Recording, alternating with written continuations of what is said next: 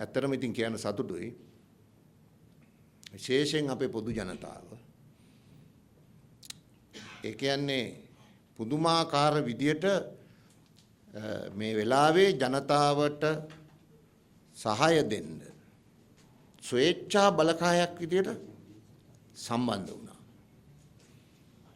දැන් සමහර රටවල් තියෙනවලු මම අහලා තියෙනවා මේ එහෙම සමහර ඒ අපේ තියෙන මේ සම්බන්ධය වගේ සම්බන්ධ වෙන්නේ නැහැ කියලා. කියන්නේ මොකක් හරි අපි දෛනික ජීවිතේ යම් ඔය රණ්ඩු කරගෙන අරයා ගණන් ගන්න නැතුව මෙයා ගණන් ගන්න නැතුව වගේ ජීවත් වුණාට අපේ මොකක් හරි ඥානයක් තියෙනවා මේ කාලයක් තිස්සේන ඇඟ ඇතුලේ තියෙන එකක් තියෙනවා මොනවා හරි මෙහෙම එකක් වුණාම අහක බලන්නේ නැහැ. හැමෝම සම්බන්ධ වෙනවා. ඒ නිසා මේ වැඩෙන් අපිට ආරම්භය තිබුණේ කොහොම හරි ජීවිත බේරා ගන්න වැඩක්. අපේ රාජ්‍ය නිලධාරීන් වගේම අසල්වැසියෝ අවට ඉන්න අය ලොකු කැපකිරීමක් කරා. ඒක මීට කලින් මම නම් දැකලා නැහැ. සුනාමියේදීත් ලොකු කැපකිරීමක් කරා ජනතාව. නමුත් මේක ඊට වඩා සංකීර්ණයිනේ තත්ත්වය. ඉතින් එහෙම කරලා මහ ජනතාවත් විශාල කැපකිරීමක් කරලා ආණ්ඩුවත් විශාල කැපකිරීමක් කරලා රාජ්‍ය සේවයත් විශාල කැපකිරීමක් කරලා වෙනත් දිස්ත්‍රික්කවල අයත් ඇවිල්ලා නේද?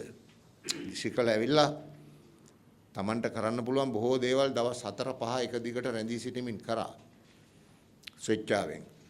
ඉතින් එහෙම ගත්තම දැන් අපි යන්තම් මේක ගැට ගහලා නැවත හුස්ම ගන්න තත්වයකට පත් කරගෙන තිබෙනවා.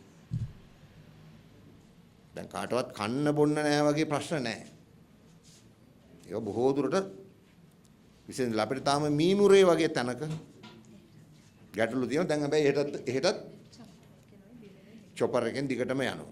ඉතින් මම මේක අවස්ථාවකුත් කරගත්තා ඔබතුමාලට වගේම මේකට විවිධාකාරයෙන් මේ කටයුත්තට සහභාගී වෙච්ච මේ නැවත ජනතාව නැගී සිට ඔවුන්ට ශක්තියක් වෙලා කලින් තිබුණු තත්ත්වයට ගේන්න. කලින් තිබුණු තත්ත්වයක් හොඳ තත්ත්වයක් නෙමෙයි. හැබැයි කලින් තිබුණු තත්ත්වයට ඇවිල්ලානේ එතනින් එහාට යන්න වෙන්නේ අපිට. ඉතින් අපිට ලොකු විශ්වාසයක් තියෙනවා පොදු ජනතාවයි ආණ්ඩුවයි රජයයි අපි හැමෝම විදේශගත ශ්‍රී ලාංකිකයෝ ඊළඟට විදේශ රටවල් විදේශ අපේ ජාත්‍යන්තර ආයතන මේ ඔක්කොම සම්බන්ධ කරගෙන අපිට තිබුණු තත්ත්වයට ඇවිල්ලා එතනින් එහාට රට ගොඩ නැගීම වෙනුවෙන් යන්න පුළුවන් කියලා. අපිට ඒ ධෛර්ය විශ්වාසය සාමාන්‍යයෙන් තියෙනවා. සාමාන්‍යයෙන් අපි අපේ දේශපාලනය තුලදී හැමදාම අපි ධෛර්යයෙන් හිටපු අයනේ. ධෛර්යය නැති කරගත්ත අය නෙමෙයි. දේශපාලනයේදී හැමෝම එහෙම නොවුනත් අපි කවදාවත් ධෛර්යය නැති කරගත්ත අය නෙමෙයි.